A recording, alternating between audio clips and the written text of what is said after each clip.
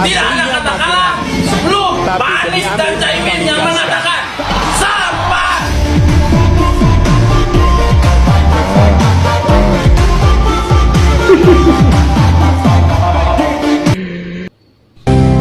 Lalu mau apa?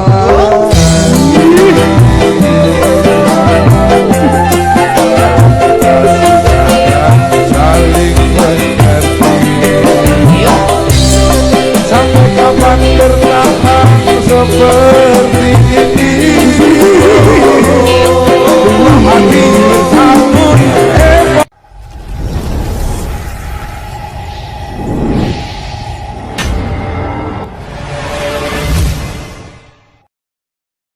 Assalamualaikum warahmatullahi wabarakatuh, saudara-saudaraku sebangsa dan tanah air.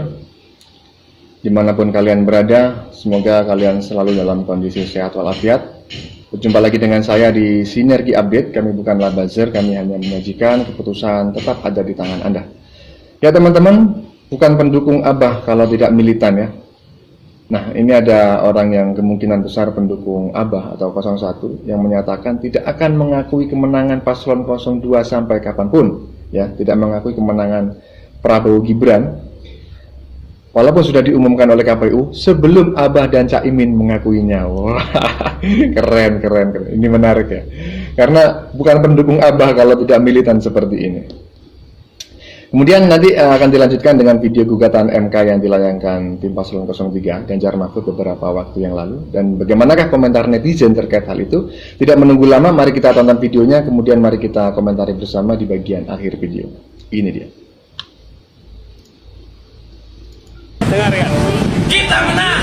Tidak ada kata kalah sebelum Pak Anies dan Caimin yang mengatakan sampah.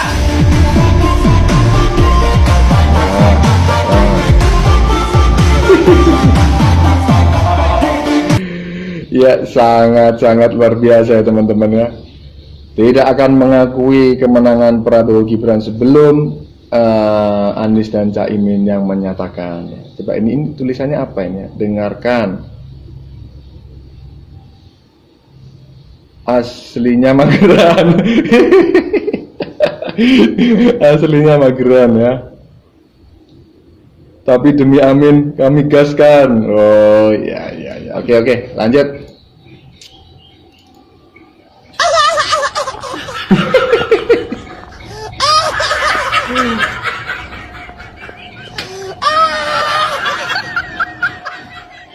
Pokoknya ada video penuh dengan tulisan dan backsoundnya itu sudah pasti bikin ngakak duluan teman-teman ya. Oke, kita baca. Rekam jejak Anies dan pendukungnya setelah selesai pencoblosan pemilu diumumin quick count yang menang 02. Katanya kita tunggu real count ya. Real count diumumin masih gak terima, nunggu rekapitulasi KPU. KPU mengumumkan tetap 02 yang menang. Tetap gak terima ya. Gugat ke MK. Abis ini ke akhirat ya Nis. Astagfirullahaladzim. Oke, lanjut.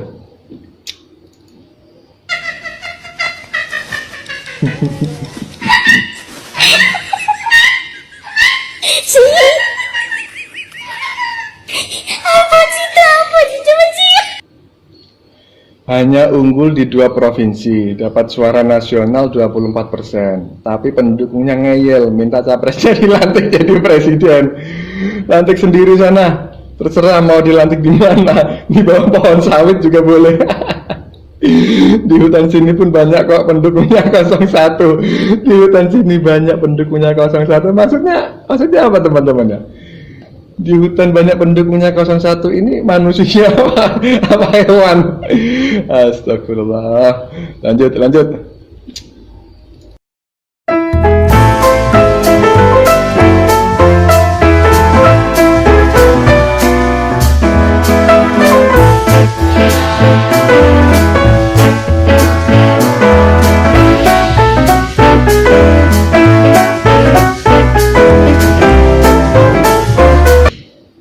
Saya baca ya tulisannya di caption. Kalau pemilu diulang, Anies PS Komeng pilih mana? Kalau saya jangankan sama Komeng, Anies PS Gedebong Pisang, tetap milih Gedebong Pisang. Anies PS Gedebong Pisang aja saya tetap pilih Gedebong Pisang. Ya Allah. Anies PS Komeng, jangankan PS Komeng, PS Gedebong Pisang, saya pilih Gedebong Pisang. Astagfirullahaladzim. Sampai segitunya ya. Sampai segitunya teman-teman di TikTok ini melampiaskan unek-unek dalam hatinya kepada Pak Anies. Jangankan sama Komeng, sama Gedebong Pisang, milih Gedebong Pisang. Oke, lanjut. Ya teman-teman, ini adalah kita tentang gugatan MK yang dilayangkan oleh paslon 03. Ini dia. Lalu mau apa?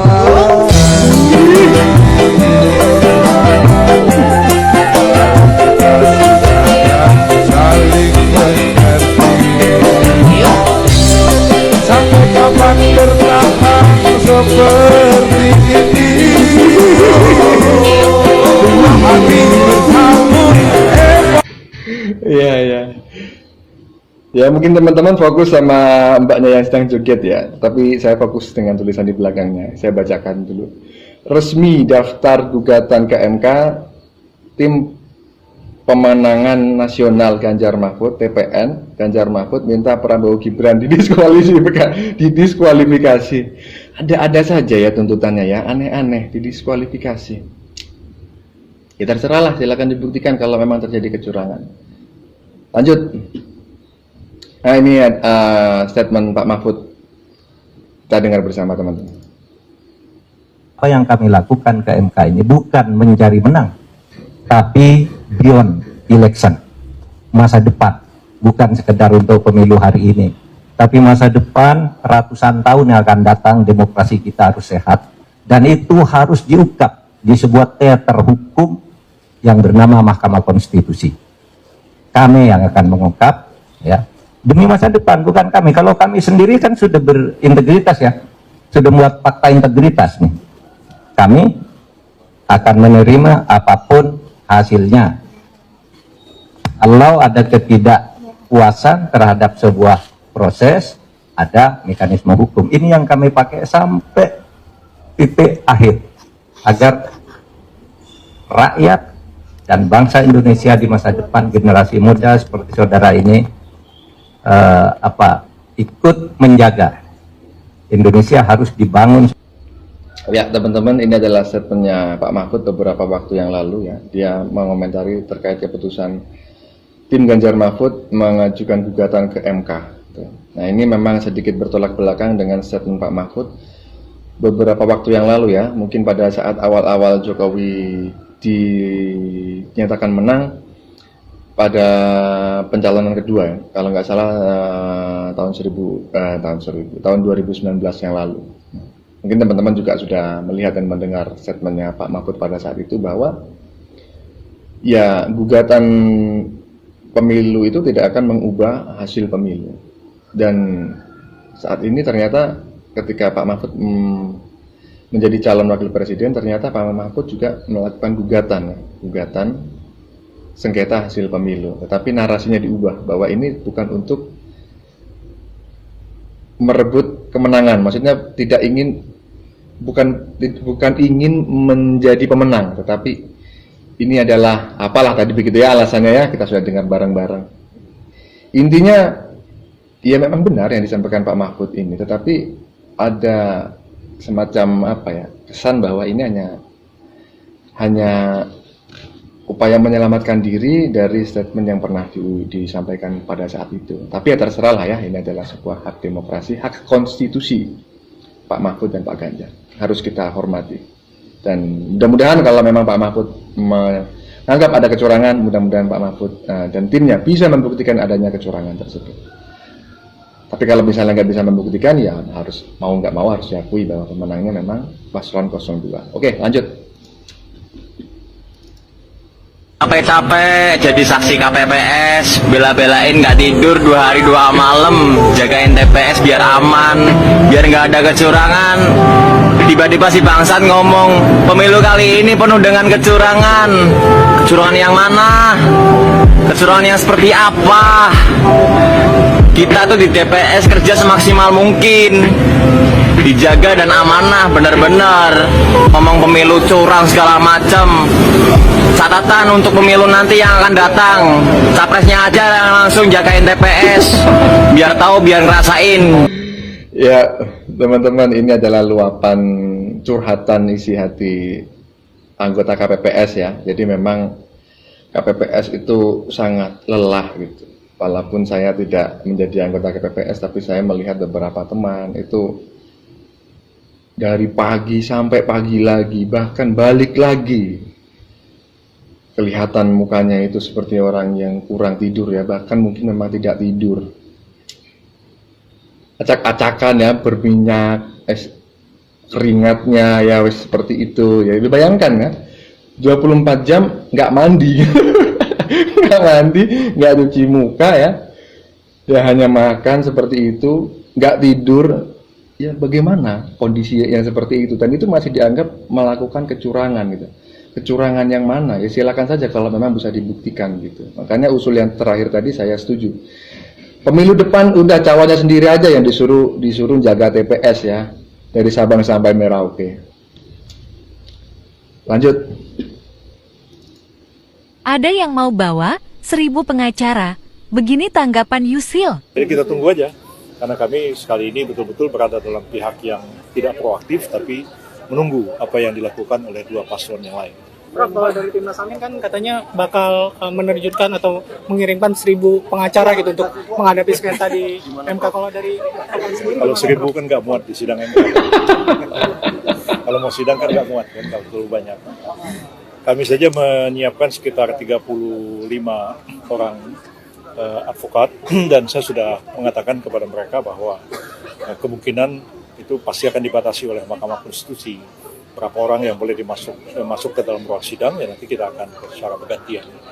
Paling yang tetap hadir itu ya ketua, sekretaris, dan para wakil ketua itu mungkin juga akan terus hadir. Tapi anggota tim pemilu yang lain mungkin akan hadir secara bergantian di ruang sidang Mahkamah Konstitusi. Tapi kami sudah menyiapkan segalanya.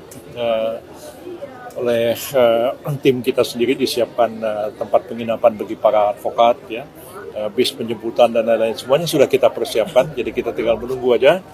3 hari sudah diumumkan, sekiranya diumumkan malam ini ya, maka berarti tanggal 23 kan mereka sudah harus mendapatkan permohonan pembatalan terhadap putusan KPU tentang pemenang calon presiden dan wakil presiden.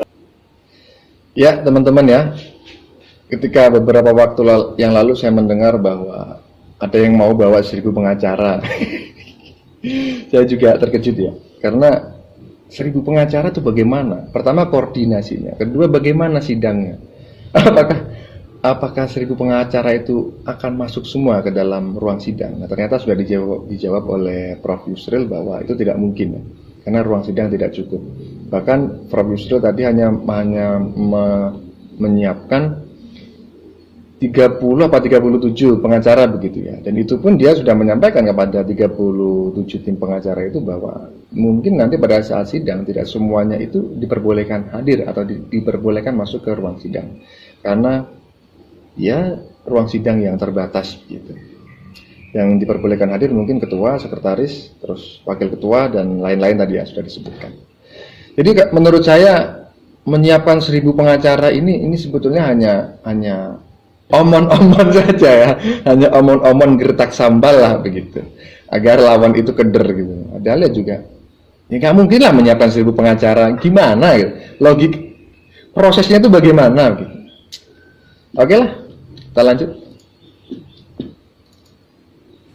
Halo Bolo, sapa sing ning kene wis ra sabar pengen roh Abah dan Ganjar saat di ruang MK, ya toh? Aku pengen roh ekspresine Abah saat ditanya suruh membuktikan tuduhan-tuduhan yang selama ini disanggahkan 02, katanya curang gitu.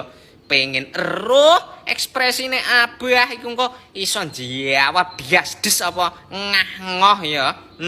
Pengen roh ekspresi lelucon alias jadi badut seperti iki loh yang diungkap Bang Yusril ya. Gugatan Bang Anies sama Bang Ganjar bak melawan MK itu sendiri. Alah jabang bayi. Kalah do nerimo, ora do gelem legowo, malah menuduhkan curang ya toh. Engko kaya kae saksi-saksi yang dihadirkan saat rapat pleno KPU ya toh. Ditanya curangnya itu di TPS mana? Ketua KPPS-nya siapa? Padahal pertanyaan dan gue ndak umum ya. Gampang karo moto merem jane yo iso jawab. Tapi saksi yang dihadirkan itu malah plongo jawabane weng ora karuan-karuan bulet koyo Abah iku ngene pas sidang MK Abah lah bulet apa ora? Dadi badut paling ya to. Ngoh ngono kuwi lho saat ditanya suruh membuktikan bukti-bukti yang selama ini dia gaungkan. Curang alah tidak jabang bayi bah nek kalah delokno to PKS dan Nasdem ya. Saiki mendekati Pak Prabowo lihat jabang bayi Pak Prabowo iki dina wangi bagaikan kembang yang didekati para kumbang dan kupu-kupu untuk menghisap madu. Lihat jabang bi anak jenderal pewanggah bahagia pada anak Abah sansaya parah. Iya, betul teman-teman ya. Beberapa waktu yang lalu memang ada sidang di KPU itu dan sudah viral dan teman-teman saya yakin sudah melihatnya juga. Kubu 01 yang mengatakan ada kecurangan, yang melaporkan adanya kecurangan, tetapi ketika ditanya, padahal pertanyaannya pertanyaan sepele ya, di TPS berapa, ya kan? Siapa KPPS-nya yang disogok, ya kan? Yang disuap ya. Kemudian siapa yang menyuap? Kemudian partai mana yang digelembungkan suaranya? Pertanyaannya adalah pertanyaan sepele semua yang seharusnya bisa dijawab dengan sambil tidur gitu ya, tetapi tidak bisa dijawab karena memang kemungkinan besar yang melaporkan ini, saksi yang melaporkan ini tidak tahu. mungkin tidak tahu, atau mungkin tahu tapi dia nggak siap, mungkin tidak siap ya. Itu dugaan berbaik sangka begitu teman-temannya.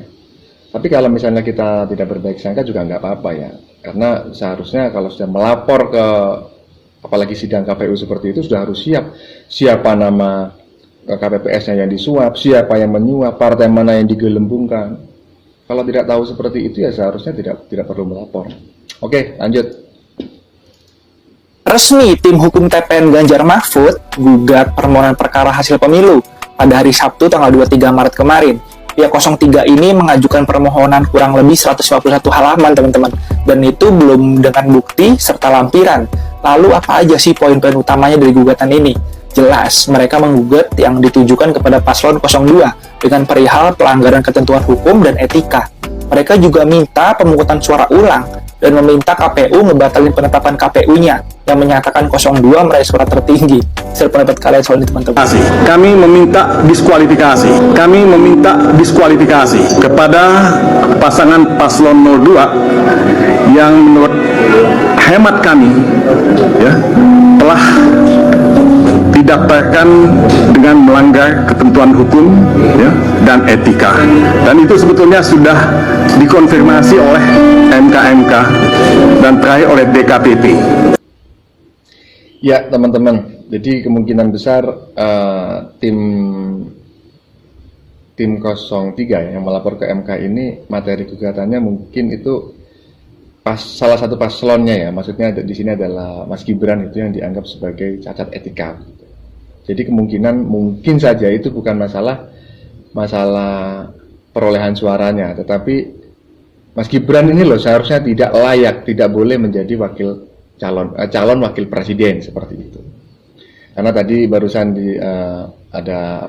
kita dengar bersama bahwa ada MK begitu ya. Nah, MK ini kan dulu Majelis Kehormatan MK kan begitu, yang menyatakan bahwa memang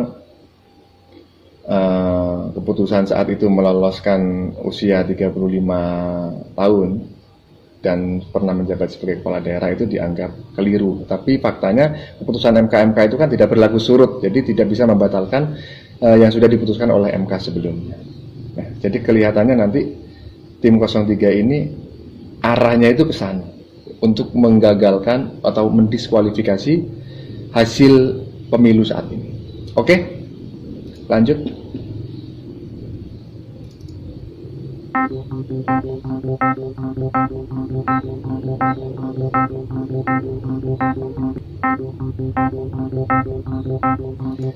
TPN Ganjar Mahfud resmi gugat hasil Pilpres ke MK, ingin paslon 02 didiskualifikasi.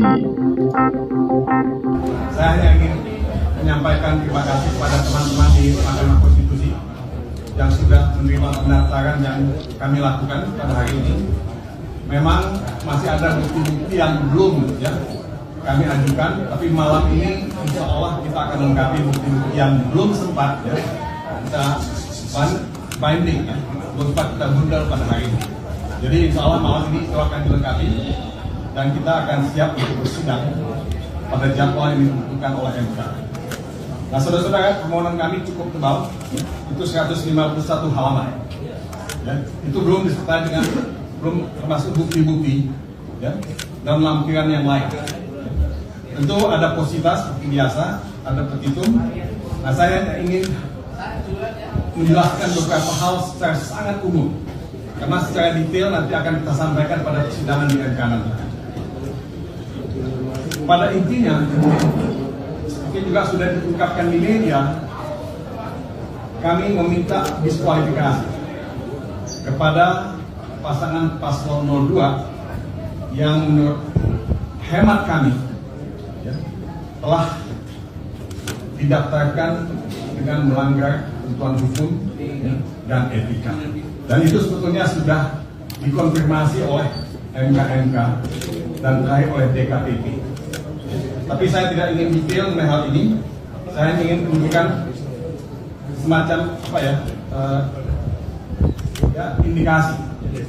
Kemudian juga tentu karena ada diskualifikasi, kita juga memohon pemungutan suara ulang di seluruh TPS di Indonesia. Jadi bukan di satu tempat atau dua tempat, tapi di seluruh Indonesia. Dan tentu kami juga meminta kepada MK untuk membatalkan putusan KPU yang kita sama-sama dengarkan beberapa hari yang lalu, dan memerintahkan KPU untuk mengadminister menyelenggarakan pemilihan atau pemungutan suara ulang seperti yang kami minta. Nah, saudara-saudara, ini intinya yang kami minta. Tapi saya ingin mengajak teman-teman untuk melihat apa sih sebetulnya persoalan yang kita hadapi. Ya? Karena menurut saya kita dalam satu momen ya, yang sangat menentukan dalam kehidupan kita berbangsa dan bersejarah bernegara ini.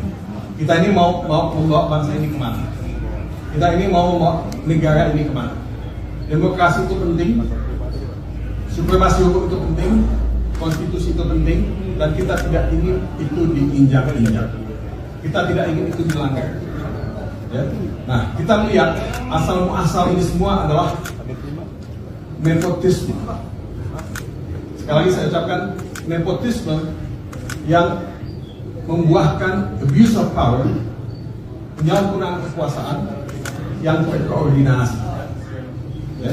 Nah, ini yang menjadi inti dari persoalan kebangsaan dan kenegaraan yang kita hadapi. Karena nepotisme itu melahirkan abuse of power yang punya ramifikasi ya, yang begitu banyak. Nah, ramifikasinya apa? Yaitu putusan MK nomor 90 salah satu. Ya, itu ramifikasinya. Nah, Anda bisa lihat putusan MK, putusan DKPP dan sebagainya. Nah, ramifikasinya yang lain apa? Intervensi kekuasaan. Kemudian politisasi bansos, itu ramifikasinya. Dan kriminalisasi kepala desa yang begitu banyak kita saksikan di banyak tempat. Ya, teman-teman, ini tadi konferensi pers ya, tim 03 yang mengajukan gugatan ke MK. Ada satu komentar tadi yang menggelitik bagi saya ya, bahwa harus dilakukan pemungutan suara ulang di semua TPS di seluruh Indonesia. Wow. Berapa lagi dana yang harus dikeluarkan? Berapa lama persiapan harus dilakukan? Dan berapa lagi KPPS, anggota KPPS yang harus meninggal gitu loh. Sampai meninggal, karena tidak sedikit, ada beberapa lah ya KPPS, anggota KPPS yang meninggal karena kecapean. Dan masa mereka harus ada yang meninggal lagi gitu. Lagi pula kalau dilakukan pemilihan ulang, udahlah, insya Allah juga akan kalah. Tapi ya enggak apa-apa lah, silakan melayangkan gugatan ke MK. Itu hak konstitusi kalian semua. Ya, oke, lanjut. Nah, ini teman-teman ya, ini ada komentar Pak Anies beberapa waktu yang lalu ya, sudah lama sebetulnya, dan ini cenderung apa namanya ya, berbeda dengan sikap dia sikap yang dia tunjukkan pada saat ini. Nah, kita lihat bareng-bareng aja, nanti Anda komentari sendiri aja. Tapi kan itu quick count, belum real count. Ya, nggak apa-apa. Kalau tidak percaya dengan sampel, jangan periksa darah lagi di lab. Karena laboratorium itu kalau periksa hanya 1 tetes darah. Kalau kita tidak percaya untuk mengetahui keseluruhan darah yang ada di tubuh. Mengetahui. Tapi kalau kita tidak percaya dengan 1 tetes darah, maka sedot seluruh darah untuk diperiksa. Iya, iya. Ini komentar Pak Anies pada saat waras begitu ya, dulu. Karena beberapa waktu yang lalu saya mendengar bahwa ya, para pendukung paslon 01 tidak percaya dengan quick count gitu. Padahal Pak Anies ini adalah pakar quick count, pada masa lalu adalah seorang pakar quick count, dan memang ketika dia adalah seorang pakar quick count, maka dia tahu bagaimana cara quick count itu bekerja kan begitu, termasuk bagaimana cara mengkondisikannya. Pasti Pak Anies sangat paham tentang hal itu gitu kan. Ya, tetapi masalahnya pada saat itu Pak Anies meyakinkan masyarakat melalui komentar ini ya, bahwa ya 1 tetes darah itu bisa mewakili keseluruhan darah yang ada dalam tubuh manusia. Dan juga sama, kemarin itu Kikan memenangkan Prabowo Gibran, ya sudah, itu mungkin adalah setetes suara untuk mewakili keseluruhan suara yang ada di Indonesia. Tapi faktanya beberapa waktu yang lalu Pak Anies tidak percaya dengan hitung cepat tersebut. Oke, kita lanjut video selanjutnya. Ternyata sudah habis teman-teman ya. Jadi demikian teman-teman ya, video yang sudah kita saksikan ini tentang apa ya barusan ya, saya sendiri sampai lupa. Ya, tentang militansi pendukung Abah ya tadi di depan, yang tidak akan mengakui kemenangan Prabowo atau paslon 02 sebelum Pak Anies dan Caimin yang menyatakannya sendiri. Nah, kemudian tadi diikuti oleh laporan ke MK yang dilakukan oleh pasangan 03 ya, dan tadi juga sudah ada Pak Mahfud yang memberikan klarifikasi terkait tujuan laporan tersebut, dan kemudian juga ada beberapa komentar netizen terkait laporan tersebut, termasuk tadi ada Yusril Iza Mahendra ya, terkait 1000 pengacara yang konon akan disiapkan oleh paslon yang menggugat. Dan itu sudah kita saksikan bersama. Oke, bagaimana menurut kalian? Putusan ada di tangan Anda. Silakan tulis di kolom komentar, baik Anda yang setuju maupun yang tidak setuju dengan isi konten ini. Sebelumnya saya memohon maaf jika dalam penyajian konten ini ada kata-kata yang menyinggung, kurang tepat penggunaannya, atau ada data yang dianggap keliru atau salah. Saya memohon maaf yang sebesar-besarnya. Jangan lupa like, share, dan subscribe. Bagi yang belum subscribe, kita jumpa lagi di lain video. Salam NKRI.